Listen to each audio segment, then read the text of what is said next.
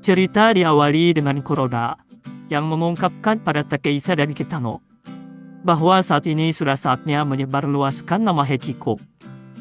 Takeisa yang merasa heran bertanya mengapa Kuroda membawanya ke sini pagi-pagi dan apa maksud dari ucapannya. Dengan wajah serius, Kuroda mulai bercerita. Pagi tadi, ia dan anak buahnya melewati Taman Sokyo yang terletak dekat sekolah. Dari terakhir kali ia ke sana, sekarang tempat itu sudah dipenuhi oleh preman lusuh yang bukan dari Hechiko. Menurutnya, taman itu bisa terlihat jelas dari sekolah, dan ia mendengar mereka terus-menerus menjelek-jelekan nama Hechiko. Sebagai orang nomor 2 di Hechiko, ia merasa tak bisa tinggal diam. Maka, ia pun mengambil inisiatif untuk menegur mereka dan berkata, "Siapa bilang kalian boleh nongkrong di sekitar sini? Dan hasilnya, bisa kalian lihat sendiri," kata Kuroda dengan bangga. Ia memual bahwa dirinya berhasil mengalahkan 10 dari mereka. Tapi yang ke-11 cukup beruntung karena berhasil memukulnya. "Tentu saja aku sedikit terluka. Karena ini, orang sedikit melawan orang banyak," lanjutnya, mencoba membenarkan kondisinya. Kitano tampak kebingungan, tak memahami penjelasan Kuroda maupun maksud dari preman yang ia bicarakan. Melihat itu, Takeisa segera menjelaskan. Intinya, Kuroda tadi pagi sedang berjalan-jalan, lalu ia bertabrakan dengan 2 orang pria, dan akhirnya ia kalah dihajar mereka. Kuroda langsung panik dan buru-buru membantah. Namun di belakangnya, anak buahnya bergumam kecil. Mereka mengakui kecerdikan Takeisa, dan tampaknya itulah kejadian yang sebenarnya. Namun, Takeisa tetap melanjutkan. Tapi, apa yang dikatakan Kuroda ada benarnya. Akhir-akhir ini, banyak orang-orang tak jelas yang nongkrong di taman, dan kemungkinan mereka juga sudah mulai menyerang siswa kita atau semacamnya. Ia menambahkan dengan nada serius, SMA Hakun mungkin sudah mengetahui kekuatan kita, tapi yang lainnya masih belum mengenal kita. Sementara itu, Kitano mencoba menerka maksud dari pembicaraan mereka. Dari yang ia tangkap, preman yang dimaksud mungkin adalah sampah, karena mereka nongkrong, membuang sampah sembarangan, dan membuat taman jadi berantakan. Jika begitu, apa yang ingin disampaikan Takeisa dan Kuroda adalah bahwa mereka harus melakukan sesuatu terkait hal ini. Takeisa melanjutkan, dirinya memang tak suka dengan kebanyakan orang, tapi ia lebih tidak suka jika ada yang mengolok-oloknya. Ia menatap Kitano lalu menambahkan, "Aku akan melakukannya demi dirimu, Kitano-san." Kuroda yang bersemangat menambahkan, "Jika Kitano ikut membantu, maka sampah itu akan cepat hilang tanpa disadari." Dengan penuh keyakinan, ia mengajak mereka untuk melakukannya sepenuh hati, agar masalah ini bisa benar-benar selesai. Kitano terkesan melihat betapa seriusnya mereka membahas soal sampah. Bahkan, ia sendiri tak tahu kalau taman itu dalam keadaan sangat kotor. Dengan penuh keyakinan, Kitano berkata, "Kalau begitu, aku akan membantu kalian." Ia lalu mengajak mereka untuk pergi ke Taman Sokyo sepulang sekolah. Sebelum bubar, Kitano bertanya, "Apakah sebaiknya nanti kita mengambil sapu dulu dari gudang sekolah?" Kuroda agak bingung dan balik bertanya, "Untuk apa kita bawa sapu?" Dengan nada serius dan tegas, Kitano menjawab, "Jika kita akan pergi untuk membersihkan sampah, kita harus menggunakan sapu. Bukankah begitu?" Sontak, semua orang yang mendengar itu diam, terkejut. Takeisa tersenyum, mulai mengerti. Meskipun semua anak Hechiko bersatu, tak bisa disangka bahwa kita kalah dalam jumlah. Kuroda juga tersenyum takjub, karena pikirnya, Kitano memilih sapu bukan hanya agar tidak dicurigai di taman, tetapi juga karena itu adalah senjata yang sempurna. Kuroda pun membungkuk tanda kesediaan, berjanji akan membawakan sapu untuk Kitano. Dalam benak Takeisa, ia memuji Kitano, bukan hanya akan bertarung, tapi Kitano juga akan memastikan situasi ini benar-benar clear. Begitu pula Kuroda. Dalam pikirannya, ia merasa Kitano benar-benar bisa diandalkan. Dengan Kitano di sisi mereka, segalanya akan menjadi lebih mudah. Di sisi lain, Kitano yang polos justru berpikir bahwa Takeisa dan Kuroda telah berpikir tepat untuk hal ini. Ia pun bertekad untuk melakukan yang terbaik dalam membersihkan taman. Sepulang sekolah, 5 orang itu tiba di Taman Sokyu dengan sapu di tangan mereka. Taman itu terlihat sangat kotor, sampah berserakan di mana-mana, dan hal itu membuat Kitano mengerti mengapa banyak orang yang begitu khawatir tentang tempat itu. Kitano mengambil inisiatif dengan tenang. Ia menyatakan bahwa karena taman ini cukup luas, lebih efektif jika mereka berpencar. Dan ia berniat mengambil alih area tersebut dan menyuruh yang lain untuk masuk lebih jauh dan membagi areanya masing-masing. Mendengar itu, Kuroda langsung panik, memastikan dengan nada cemas, apakah tidak sebaiknya tetap berlima bersama? Namun, Kitano dengan tenang menjelaskan bahwa ukuran taman yang besar akan membuat pembersihan lebih efektif jika mereka berpencar daripada terus bersama. Kuroda masih mencoba mengelak, tapi Takeisa mengelak. Ia justru tertarik dengan ide Kitano, menganggapnya sebagai kesempatan untuk mengukur kekuatan masing-masing. Dengan penuh antusias, ia menyatakan setuju dengan rencana tersebut. Mendengar Takeisa setuju dengan ide Kitano, Kuroda merasa kesal. Dengan geram, Kuroda menggerutu. Kita bertiga saja kalah melawan 2 orang tadi pagi. Jika berpencar, kita tidak mungkin bisa mengalahkan siapapun. Kuroda segera meminta izin kepada Kitano agar mereka bertiga tetap bersama. Ia beralasan bahwa mereka adalah teman baik yang selalu bersama kemanapun mereka pergi. Kitano berpikir sejenak dan merasa ia bisa memahami alasan dibalik permintaan Kuroda. Mungkin Kuroda adalah tipe orang yang mudah merasa kesepian dan Kitano tak ingin menghancurkan persahabatan mereka. Dengan singkat, Kitano menjawab, "Oke." Kuroda yang merasa lega langsung membungkuk berterima kasih. Kitano kemudian membagi tugas. Takeisa akan membersihkan area utara taman. Kuroda dan anak buahnya di daerah selatan. Dan kita berkumpul di sini lagi dalam 1 jam. Dengan semangat, mereka pun segera berlari ke arah masing-masing. Takeisa tersenyum puas, seakan ini adalah sesuatu yang menyenangkan baginya. Sementara itu, Kuroda dan anak buahnya terlihat panik, menyesali ide pembersihan taman yang mereka cetuskan sendiri. Di sisi lain, Kitano yang melihat semua orang tampak bersemangat, justru semakin termotivasi untuk membersihkan taman dengan lebih gesit. Di suatu sudut taman, sekelompok berandal berkumpul dengan santai. Kuroda mengintip dari balik pohon. Wajahnya tampak tegang saat menyadari situasinya. Jumlah mereka jauh lebih banyak dibanding pagi tadi.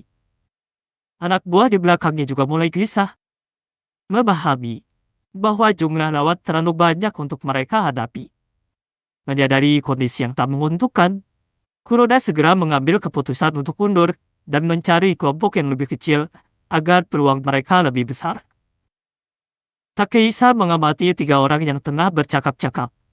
Dengan perhitungan cepat, ia yakin bisa mengalahkan mereka bertiga jika melakukan serangan kejutan. Sementara itu, di sisi lain taman, Kuroda memperhatikan seorang pria yang tengah berjongkok.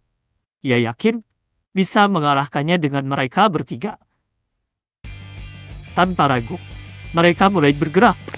Takeisa melesat lebih dulu, menghantam wajah salah satu berandal dengan pukulan telak, membuat lawannya terhuyung ke belakang. Di saat yang sama, Kuroda dan anak buahnya mengepung pria yang mereka incar, melancarkan serangan serempak tanpa memberinya kesempatan untuk melawan. Pertarungan sengit pun pecah di 2 titik berbeda. Takeisa bertarung dengan penuh percaya diri menghadapi lawannya. Sementara Kuroda dan kedua anak buahnya bertarung dalam gaya khas mereka. Keroyokan tanpa aturan. Di tempat lain, Kitano yang tahu dengan kekacauan yang sedang terjadi, dengan tenang menyapu taman, fokus pada tugasnya membersihkan sampah. Kitano sempat terhenti oleh suara-suara keras dari dalam taman. Ia mengira mereka begitu bersemangat membersihkan, hingga terdengar seperti orang yang sedang berkelahi. Sambil membawa trash bag berisi sampah, Kitano berjalan menuju tempat pembuangan. Namun, tanpa disadari, kakinya tersandung sesuatu, dan ia terjatuh, membuat sampah kembali berserakan.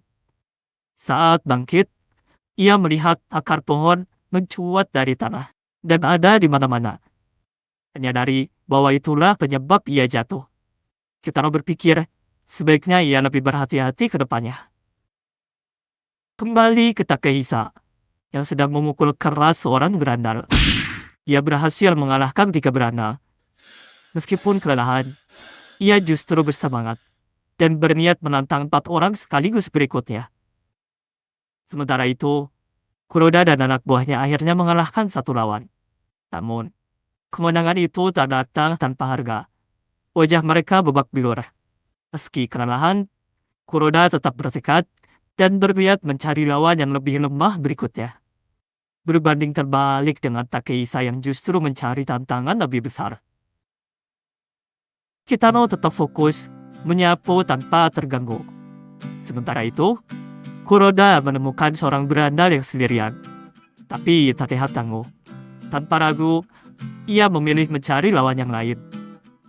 Di sisi lain, Takehisa langsung menyergap sekelompok berandal dan menghantam salah satu dari mereka dengan pukulan keras. Kitano terus menyapu, sementara Kuroda akhirnya menemukan target baru yang tampaknya bisa mereka kalahkan bertiga. Takehisa masih sibuk bertarung. Kitano masih sibuk menyapu. Kuroda sibuk melarikan diri karena ternyata lawan yang ia pilih lebih kuat dari dugaannya. Salah satu dari anak buahnya sambil berlari berkata, "Bukankah kita yang terlalu lemah, Kuroda?" 3 orang berandal keluar dari dalam taman dengan wajah lelah dan babak belur. Mereka mengumpat kesal, mengingat anak berambut pirang yang tiba-tiba menyerang mereka dengan sapu dan ternyata sangat kuat. Pandangan mereka teralihkan pada seseorang di depannya sedang fokus menyapu. Melihat sapu di tangannya, mereka yakin dia adalah bagian dari kelompok yang menyerang tadi. Dengan kasar, mereka menghampirinya dan bertanya, "Apa yang sedang kamu lakukan?" Salah satu dari mereka dengan sombong berkata, "Kamu pasti dari Heikiku dan tak suka melihat kita nongkrong di taman ini." Ia pun mencoba memprovokasi dengan menyebut anak-anak Heikiku sebagai banci. Melihat orang itu hanya menyapu, mereka menganggap orang itu lemah dan merupakan target yang cocok untuk dijadikan sandera. Tetapi, orang itu masih tak bergeming, terus menyapu tanpa memperdulikan mereka. Kehilangan kesabaran, salah satu berandal meraih bahunya dan mencoba membalikan badannya. Namun, begitu wajah orang itu terlihat, itu adalah Kitano dengan ekspresi menyeramkan. Mereka langsung menjerit ketakutan. Dengan suara tenang, Kitano bertanya, apakah mereka sedang berbicara dengannya? Rasa takut mereka semakin memuncak.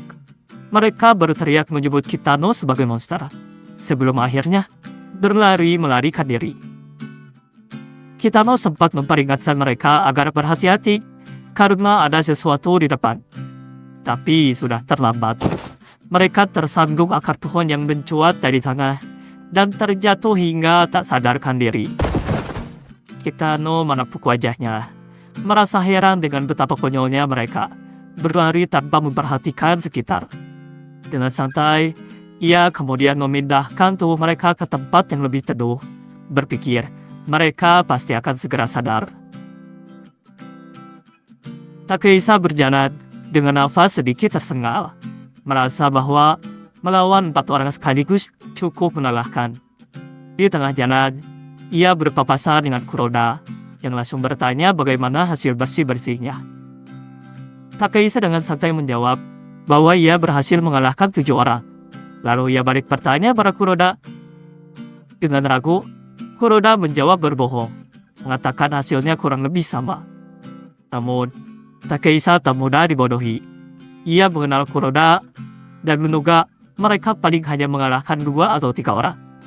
Kuroda mencoba menyangkal, tetapi kebenaran sudah terlihat dari ekspresi wajahnya yang malu. Anak buahnya di belakang sepakat untuk tidak mengungkapkan kenyataan bahwa mereka sebenarnya hanya mengalahkan 1 orang dan sisanya dihabiskan untuk melarikan diri. Mereka pun berjalan bersama menuju tempat Kitano berada. Di sepanjang jalan, Kuroda penasaran berapa banyak orang yang telah dikalahkan Kitano. Sesampainya di sana, mereka mendapati Kitano masih sibuk memindahkan orang-orang yang pingsan. Sambil bergumam, Kitano bertanya-tanya kenapa mereka berlari mundur ke belakang. Karena memindahkan mereka ternyata lebih memakan waktu daripada mengangkut sampah. Di sekitar Kitano, sekitar 10 orang berandal terbaring berjejer. Takehisa dan Kuroda terkejut, tak menyangka jumlahnya sebanyak itu. Penasaran, Takehisa pun bertanya, apakah Kitano mengalahkan mereka semua seorang diri? Kitano yang baru menyadari kehadiran mereka, menyambut dengan santai dan berkata, "Kurasa aku tidak menyelesaikan banyak pembersihan setelah semua ini." Mereka semua terkejut melihat Kitano yang bahkan tak tergores sedikit pun. Masih tak percaya mereka bertanya-tanya dalam benaknya, apakah Kitano benar-benar mengalahkan mereka semua ini sendirian? Di sisi lain, Kitano yang melihat Takehisa, Kuroda, dan kedua anak buahnya tampak lusuh, menganggap mereka bekerja sangat keras dalam membersihkan taman. Ia pun merasa dirinya malah kurang berkontribusi. Di antara berbagai emosi yang bertentangan, satu-satunya benang merah yang menghubungkan mereka adalah rasa kagum yang diam-diam mereka rasakan satu sama lain.